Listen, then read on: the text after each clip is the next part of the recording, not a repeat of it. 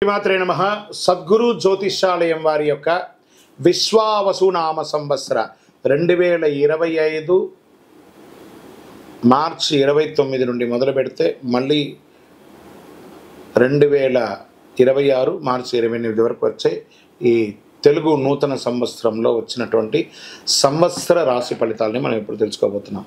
ప్రతి ఒక్కరికి ఏముంటుందంటే, గురుగారు నాకు ఎలా ఉండబోతుంది ఈ సంవత్సరం, నాకు ఆరోగ్యం ఎలా ఉంటుంది, నాకు ఐశ్వర్యం ఎలా ఉంటుంది, నా వ్యాపారం ఎలా ఉంటుంది, నాకు ఉద్యోగం ఎలా ఉంటుంది, నాకు అసలు ఉద్యోగం వస్తుందా రాదా, నాకు వివాహం అవుతుందా అవదా, నాకు సంతానం కలుగుతుందా కలగదా, నా వ్యాపారం అభివృద్ధి అవుతుంది, నేను విదేశాలకి వెళ్తానా వెళ్ళనా, ఎన్నో ప్రశ్నలతో కూడినటువంటి ఆ ప్రశ్నలకు సమాధానమే ఈ గోచార గ్రహస్థితి. ఇందులో మళ్ళీ చెప్తున్నాను, గోచార గ్రహస్థితి మీ యొక్క వ్యక్తిగత జాతకానికి ఒక 30 నుంచి 40% మాత్రమే వర్తిస్తుంది. మీరు పుట్టినటువంటి ఆ లగ్నం, మీ యొక్క టైం ప్రకారం ఒక లగ్నం ఉంటుంది, మీ నక్షత్రం ఉంటుంది, మీ పాదం ఉంటుంది, దాని ప్రకారంగానే సంపూర్ణ జాతకాన్ని తెలుసుకోవడం కుదురుతుంది. నేను చెప్పే ఈ గోచార ఫలితాన్ని కొంతవరకు తీసుకోండి. తర్వాత మీ యొక్క వ్యక్తిగత జాతకాన్ని మీ పరిసర ప్రాంతాల్లో ఉన్నటువంటి గురువులను సంప్రదించండి. గురుగారు నాకు ఈ సంవత్సరం ఎలా ఉంది, నాకు జాతకం చెప్పండి, వారి దగ్గర అవసరమైతేనే తెలుసుకోండి. మళ్ళీ చెప్తున్నాను, ప్రతి ఛానల్, ప్రతి దాంట్లోనూ, ప్రతి ఎపిసోడ్లోనూ నేను చెప్తూ ఉంటాను, జాతకం పడుతున్న వర్షానికి ఒక గొడుగు మాత్రమే, కానీ జాతకం జీవితం కాదు. మీరు మిమ్మల్ని నమ్మండి, మీ ఇష్టదైవాన్ని నమ్మండి, మీ కులదైవాన్ని నమ్మండి, మీ జీవితం బాగా ఉంటుంది. మిథున రాశి వారికి మృగశిర నక్షత్రం 3, 4 పాదములు, ఆరుద్ర నక్షత్రం, పునర్వసు నక్షత్రం 1, 2, 3 పాదాలు జన్మించిన మీరు మిథున రాశి వారిగా పరిగణించబడుతున్నారు. ఈ విశ్వావసునామ సంవత్సరం మీకు శుభాశుభ ఫలితాలు ఎలా ఉన్నాయంటే, ఈ సంవత్సరం శని భాగ్య రాజ్య రాశులతో సంచరించడం వలన అనుకూలుడు కాకపోవచ్చు. శుభకార్య విఘ్నములు, మనోవ్యాకులత, ఉద్యోగ వ్యాపార వ్యవసాయంలందు చిన్న నష్టములు అయ్యే అవకాశాలు ఉన్నాయి. శ్రమ అధికంగా ఉంటుంది. స్వల్పము కాలంలో మీకు రావాల్సినటువంటి ప్రమోషన్స్ కానీ, ఇంక్రిమెంట్స్ కానీ, స్థాన చలనాలు అయ్యే అవకాశాలు ఎక్కువ ఉన్నాయని కూడా చెప్పవచ్చు. ధన సంపాదన, కీర్తి ప్రతిష్టలు అవి ఆటోమేటిక్గా వచ్చేస్తుంది. సమాజంలో మీ మాటకు విలువ ఉంటుంది.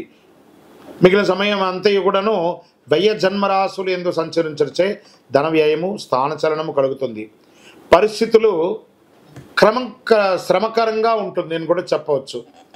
శుభమూలకంగా ధన వ్యయం, రాజానుకూలత లేకపోవడము, కీర్తిహాని కలిగే అవకాశాలు ఉన్నాయి. ఆస్తి సంబంధ విచారము, వాణిజ్యాలందరూ వ్యాపారంలో చాలా ఇబ్బందులు కలిగే అవకాశాలు ఉన్నాయి.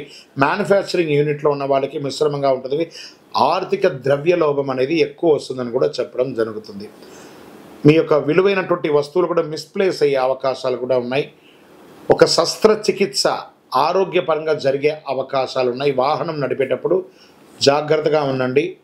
విద్యార్థులకి చాలా ప్రోత్సాహకాలంగా ఉంటుందని కూడా చెప్పచ్చు. ఆషాఢ కార్తీకముల యందు కొంత కార్యానుకూలతగా ఉంటుంది.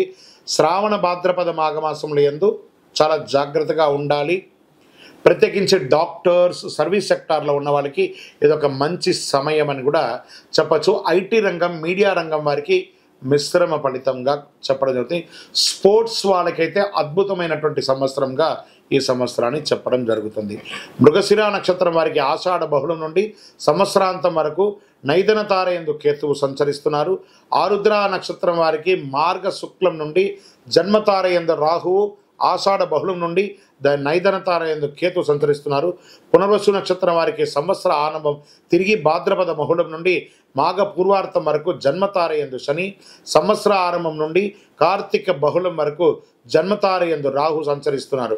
మొత్తం మీద మీరు ఈ సంవత్సరము మిశ్రమ ఫలితంగా కూడా మీరు చూసుకోవచ్చని కూడా చెప్పడం జరుగుతుంది. స్త్రీలు మీ యొక్క విలువైనటువంటి వస్తువులను కూడా చాలా జాగ్రత్తగా పెట్టుకోవాలి. విద్యార్థులు చాలా జాగ్రత్తగా చదవవలసినటువంటి ఒక సమయం అని కూడా చెప్పచ్చు. మీ యొక్క లక్కీ నెంబర్ 1 మరియు 3 అని కూడా చెప్పుకోవచ్చు. మీ పరిసర ప్రాంతాల్లో ఉన్నటువంటి ఏదైనా అమ్మవారి క్షేత్రానికి వెళ్ళి దర్శనం చేసుకోండి. శుక్రవారాల్లో అక్కడ నిమ్మకాయతో దీపం వెలిగించండి. దేవి సప్తశతి చండీ పారాయణం చేయడం లేదా చండీ హోమం చేయడం లాంటిది చేయండి. మీ వయస్సు ఎంత ఉందో అన్ని సంఖ్యతో నువ్వుల నూనెతో మీ యొక్క ఇష్టదైవం కులదైవ దేవాలయంలో మీ యొక్క నక్షత్రం రోజు దీపం వెలిగించండి.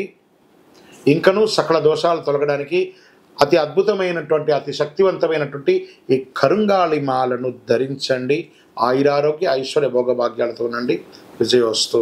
ద్వాదశ రాశుల్లో ఉన్నటువంటి మీరు ఆయురారోగ్య ఐశ్వర్య భోగభాగ్యాలతో ఉండాలని అఖిలాండ కోటి బ్రహ్మాండ నాయకుడు శ్రీ ధర్మశాస్త్ర అయ్యప్ప స్వామి వారిని సదా సర్వావసరందు మీకోసం మీ క్షేమం కోసం ప్రార్థన చేస్తున్నాం. మీరు తిరుపతికి వచ్చినప్పుడు మన అయ్యప్ప స్వామి వారి 18 అవతారముల దేవాలయం జీవకోన తిరుపతిలో ఉంటుంది. రైల్వే స్టేషన్ నుండి బస్టాండ్ నుండి 3 కిలోమీటర్ల దూరంలో. ఒక్కసారి పుట్టినందుకు ఒక్కసారైనా అందులో అడుగుపెట్టండి. అందులో 27 నక్షత్రాలను కూడా ప్రతిష్ఠ చేయబోతున్నాం త్వరలో. మీరు వచ్చి దర్శనం చేసుకోండి. మీ యొక్క దోషాలన్నీ తొలగి ఆనందంగా ఉండండి. వందే మాతరం, వందే మాతరం, వందే మాతరం.